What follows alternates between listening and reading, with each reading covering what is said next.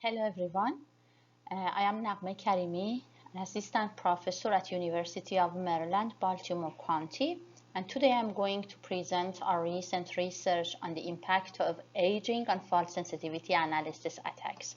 This is a joint work between UMBC and Ruhr University, Bochum. In this presentation, first I talk about some introduction, some discussions about fault sensitivity analysis attack, and in particular collision timing attacks. Then I talk about device aging and what is the effect and causes of device aging. Talk about the circuits that we target in this presentation, and then about the experimental result showing how the device aging impacts such attacks. And then I conclude my talk with discussing the future directions of. In particular, in this research, we want to see if device aging and fault injection attacks are friends or foes, meaning that if this attack would be easier or more difficult when device aging comes into account. We concentrate on the correlation timing analysis attack among all fault injection attacks and do our experiments using extensive HSpice simulations. Cryptographic chips have a wide range of usage to preserve the data confidentiality, from a smart card all the way to wearable devices, sensor networks, and many other applications. However, the physical implementation can be compromised by the attacker who observed the dynamic emanations via side channel analysis like powers or electromagnetic migration, or the attacker who inject the faults in the cryptographic devices in order to recover the key. So fault injection attack actually are realized by observing the impact of the injected faults on the output. For some of the attacks, we as an attacker care about the real value that is seen on the output in the ciphertext, but for some of them it is only important to make sure that the fault has been the fault effect has been propagated to the output or not, and deduce the key based on such information. Indeed, in fault attacks, and in particular differential fault analysis attack, we want as an attacker to inject the fault and see the effect of these faults in the output. We want to see how the intermediate process of these cryptographic cores are perturbed and what is the effect on the output, and based on that deduce the key. We have three steps here. The first step is that we have the crypto, we give some plain text, see the fault-free ciphertext. The same crypto, inject the fault, see the faulty ciphertext, and then we have the analysis to deduce the key. However, these attacks have some limitations, one of which is that they are restricted to inject faults in a few bits or bytes, and also they require to have access to the real ciphertext that it is faulty, and also the characteristics of the injected faults need to be known. So these three restrictions make the usage of these fault attacks more difficult. Because of that, other fault attacks have been proposed in literature. One of the most important ones are fault sensitivity analysis, in which I'm concentrating here, and they are actually realized by increasing the fault intensity. So we will have, for example, here a clock glitch. First, we have the fault-free circuit that works under this clock period. And then we have some clock glitches, like say that we're targeting the last round of AES cipher, and decrease the period of the clock in this round till we see that the output is faulty. So we decrease it a little bit, still the fault, for example, wasn't propagated to the output, but when we increased decrease the period more, then we see that the ciphertext is faulty. Based on this, we will find the related key. However, this attack is more applicable to the PPRM1 HSpice implementations that I will talk about later. And as we will see, we have some more attacks that are even more successful than this general false sensitivity analysis attack in recovering the key. From now on, I use the phrase of propagation time for the minimum period of the clock that results in fault-free output. What is collision timing attack, or CTA? Actually, CTA is based on timing characteristics of the combinational circuit and doesn't need any hypothetical timing model. It actually works based on the correlation between the propagation time of different HSpice modules that are present in the whole cipher. So this is working based on the assumption that we know, for example, the key of HSpice 1, which we can know because we can brute force, for example, to 256 combinations like in AES, and then finding the delta key between HSpice 1 and all other modules. To do so, we need to measure the propagation time of HSpice 1 when any input is given to this HSpice. So we give many different inputs to the whole circuit, many different plain texts, such that each of the HSpices with a good probability experience the inputs between 0 and 255, all of them. And then we find the propagation delay, for example, for the first HSpice, vector T1, when each of these values are given to this HSpice. The same we repeat for the other HSpices. At the end, we find the correlations of the we find the correlations between the vectors and find the one that results in the maximum correlation as the delta K, or delta key between the key of HSpice 1 and, for example, HSpice 2, or HSpice 1 and HSpice 3. This is an example. So in this example, we first have a clock period that results in a non-faulty output of, for example, here 0, 3. Then we decrease the clock period such that we get the faulty output. Then we find the propagation time here, meaning that the minimum period that resulted in the non-faulty output. And because the non-faulty output was 0, 3, we put this in the table location of 3. Then we try the other plain text, and let's say that, for example, here this time the output is FF. So we decrease the clock period such that it is faulty, but the related clock period goes to location FF. We continue this, fill all the values for HSpice 1, HSpice 2, and all the HSpices, and then we find the correlation, assuming that the delta key or delta K is 0 first. So we find the correlation between the vector for HSpice 1 and HSpice 2, and then next time we assume that the delta K is 1, so we need to rotate one location. HSpice 2, find the correlation between HSpice 1 and repeat it for all the delta K all the way to 255, and among the generated values we select the one that is maximum, and that would be the value of the correct delta K.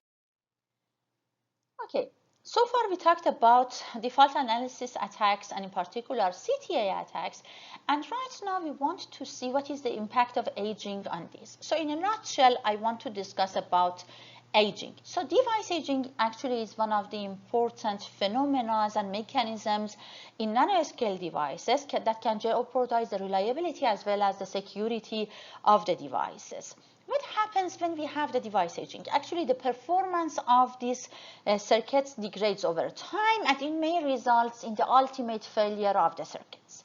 We have different aging mechanisms, including bias temperature instability, hot carrier injection, time-dependent electronic breakdown, and electron migration. But Considering the prominent impact of BTI and HCI, in this research we more focus on BTI and HCI.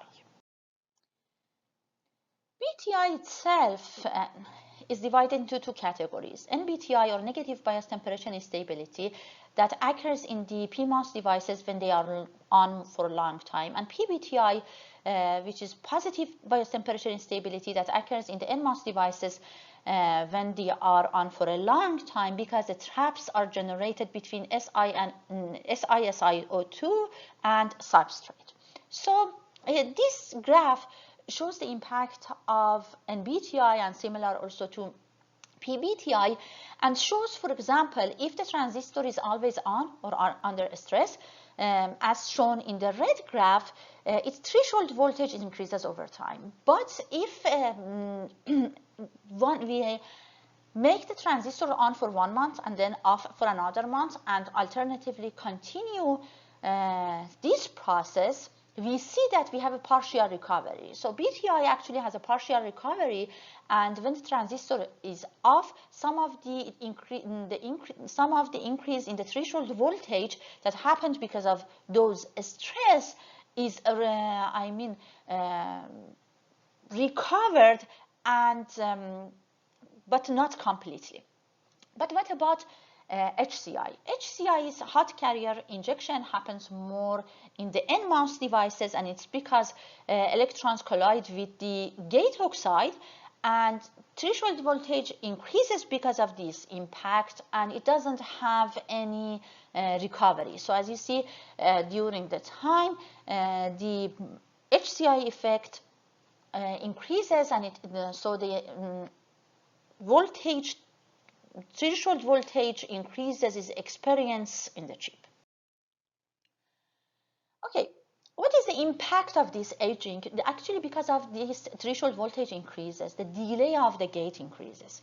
And for sure, we have also some leakage in the power, but it's not the concentration of this presentation. And here we are concentrating on the timing attacks, actually the fault attacks that target the timing of the chips. So because of these aging impacts, actually delay of the gates is increased, but because the aging impacts are affected by the workload, so each of these SPOX module experiences different aging rates.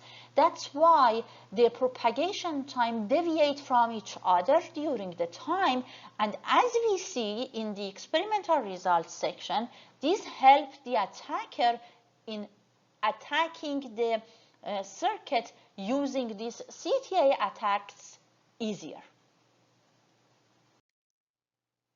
This is our experimental setup. So we use, for this research, we use the 45 nanometer open source NAND gate library, temperature 80 degrees centigrade and 1.2 volt for voltage.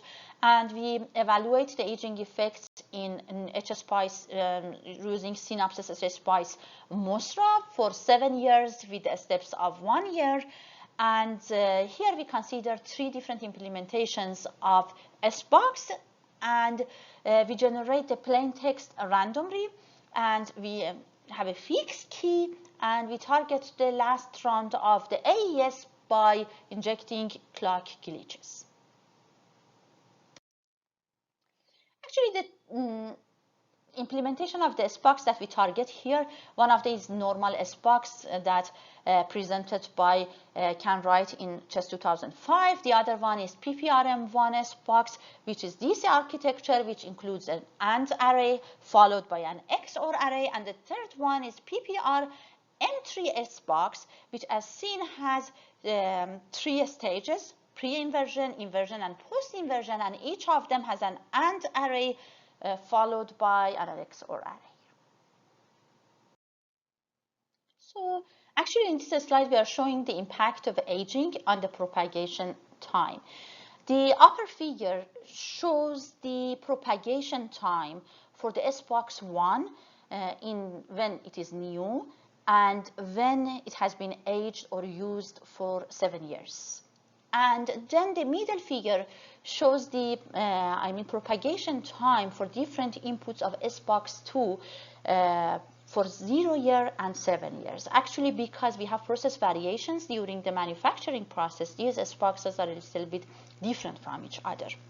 And finally, the figure below shows the difference of the propagation times for each inputs between these two SBoxes when the device is new and when the device has been used for 7 years. And as we see here, the propagation differences changed and they have been deviated from each other, and that's why we will see in the following slides that the attack would be easier when the device is aged.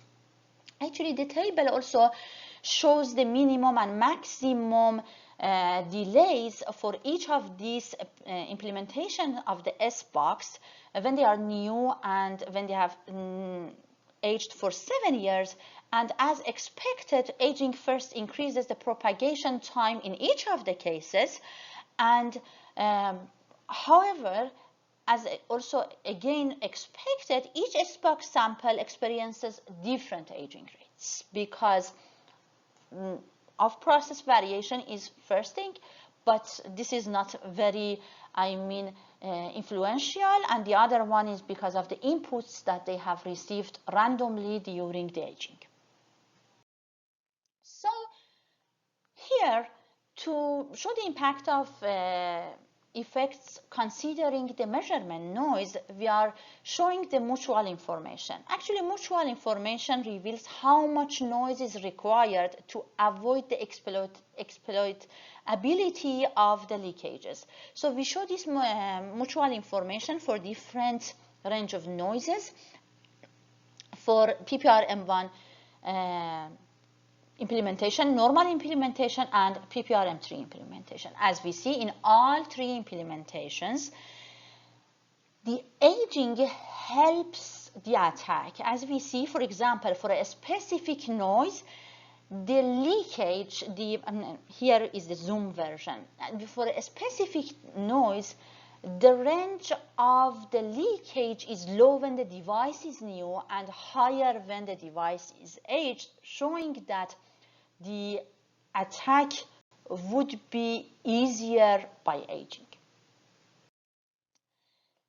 Another results that we can discuss here is about the number of traces that we need for the attack. So here we have the PPRM3 architecture, but the other two also have a very similar results.